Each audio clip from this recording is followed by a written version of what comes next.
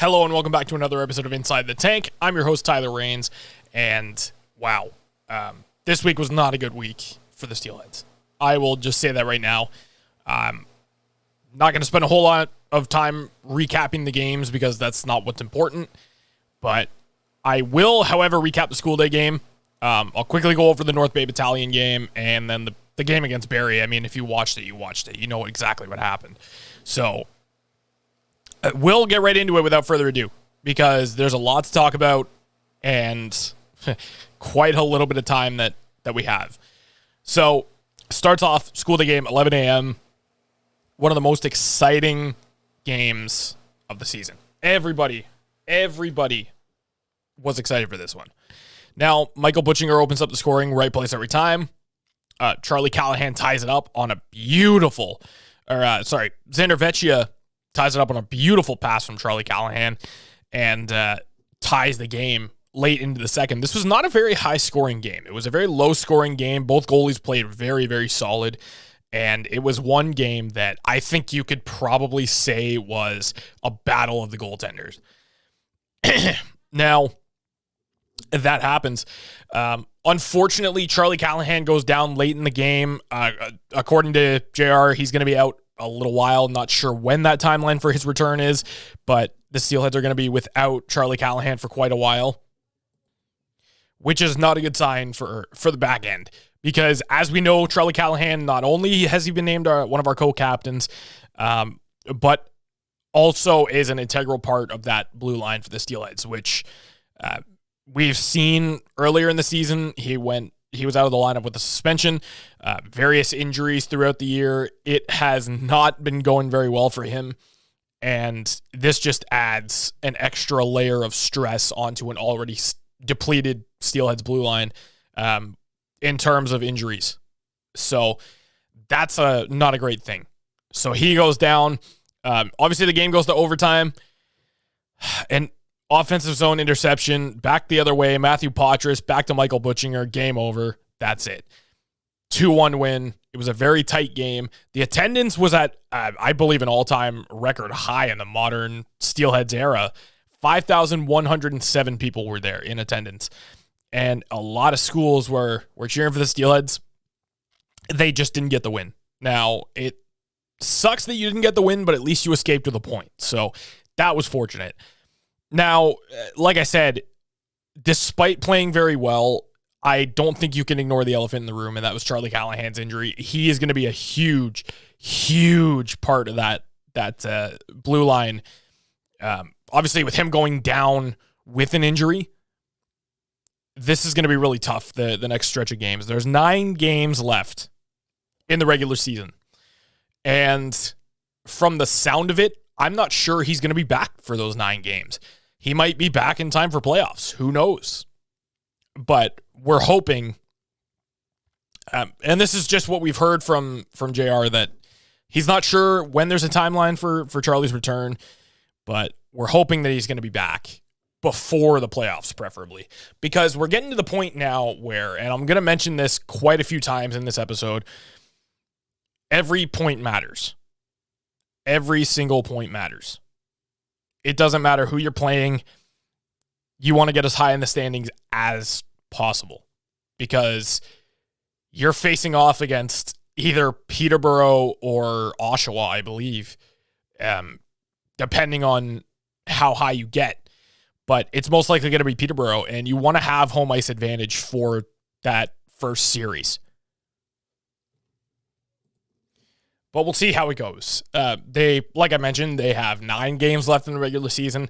Every point matters. So it's time to now, I think, if it were me, this is one of those games where you just have to pay a lot more attention, right? Coming up this week, it's mostly going to be Friday, Saturday games for the rest of the season.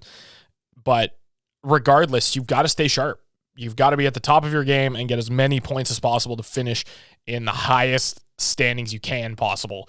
Like I mentioned, you want that home ice advantage, especially against a team like Peterborough, who excels at home as opposed to on the road. I believe their home record is better than their away record this year. So you definitely want to make sure that you are capping off the rest of the regular season with those points and eventually finishing, the highest possible position. Now, that didn't happen in this game. So remember how I was saying last week that if DiVincentis starts for North Bay, you've got to get into his head early or he's going to kill you throughout the rest of the game and he's going to make insane saves that you basically can't beat him on. That's exactly what happened. Not to say the Steelheads didn't do a good job, but they got goalied. They just flat out got goalied in this game because they were getting quality shots on goal at some points. There were a couple of goals that I will talk about.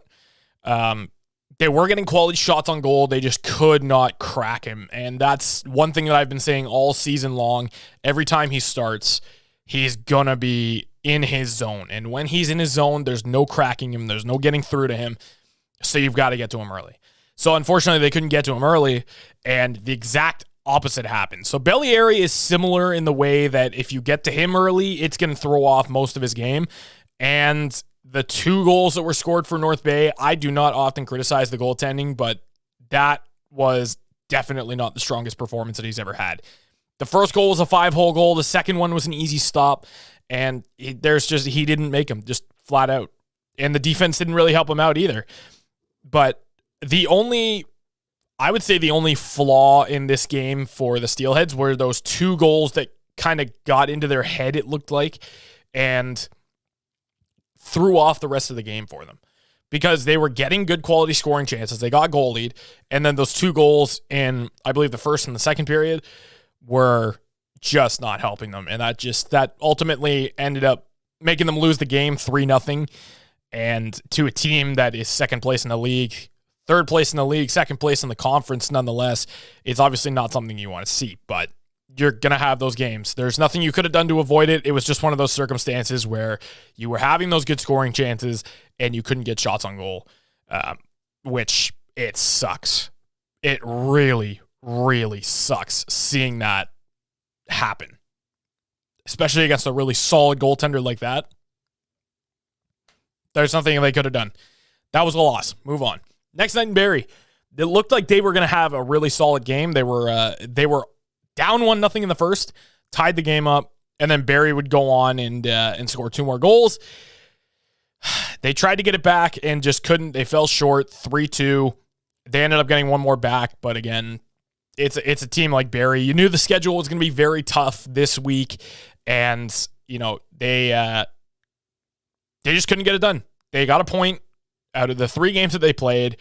They had 1 point out of 6, which obviously it's not great, but there's nothing you can really do to help them on that. You can't just give them the extra pity point just because you think they deserve to win it, but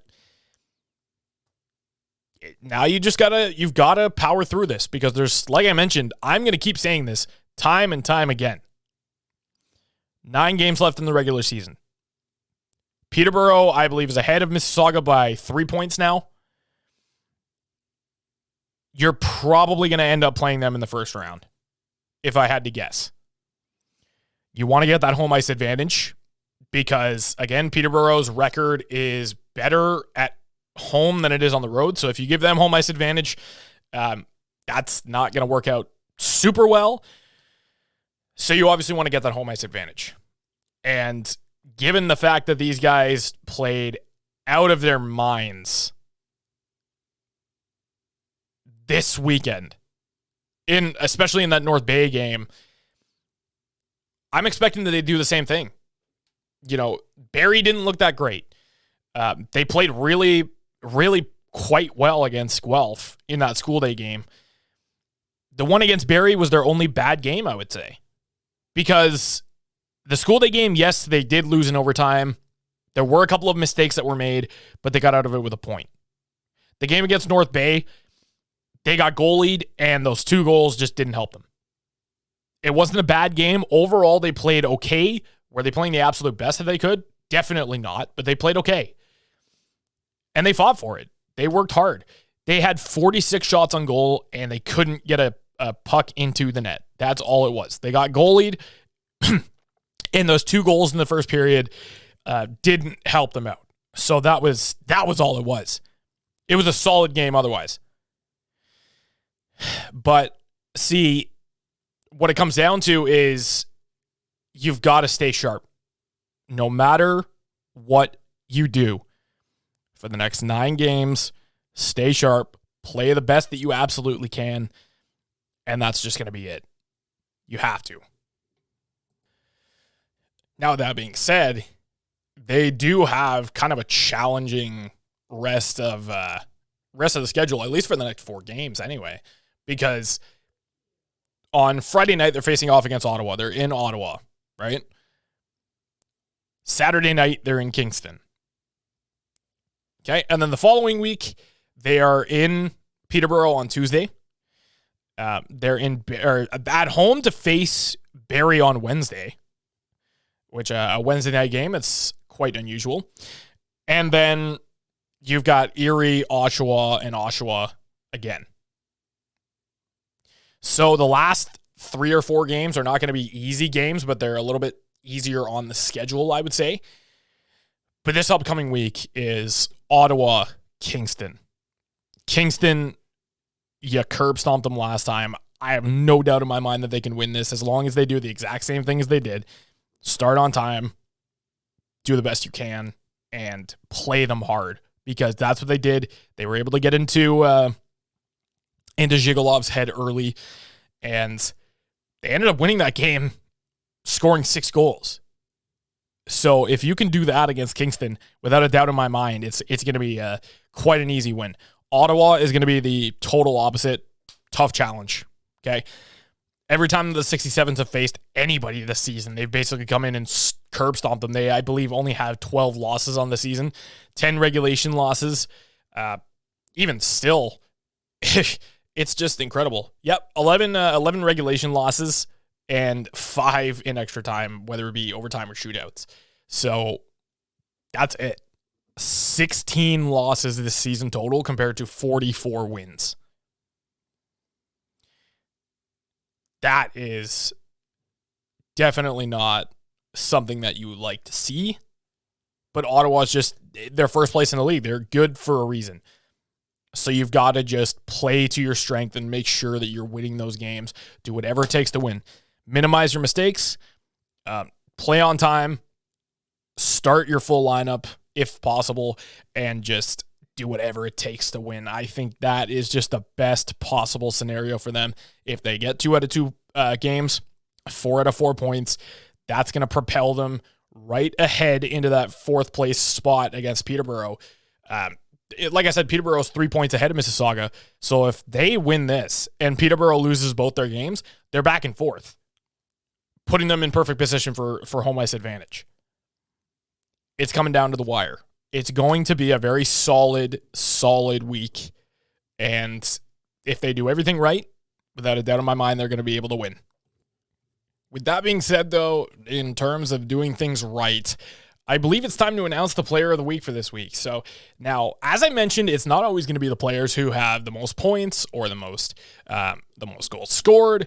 But this week's player of the week is none other than Parker Von Richter. He played amazing defensively. Yes, he had an assist on the tying goal in the school day game, but through the last 3 games, he had 4 block shots, including a goal that would have been in the North Bay game. If you go back and watch that, he completely saved the goal from happening. It was just incredible. So Parker Von Richter is this week's player of the week for Inside the Tank, and he's been quite an incredible defenseman. He's shaping up to be just an incredible, I would say, defensive-minded defenseman. And it's going to be interesting to see how he does for the rest of this season and going into next season. Until then, though, this has been your host, Tyler Rains. Thank you very much for watching. If you enjoyed this video, don't forget to hit the subscribe button, hit the little bell notification for all future content, and don't forget to follow us on our social medias down below. Thank you very much for watching, and I'll see you in the next one.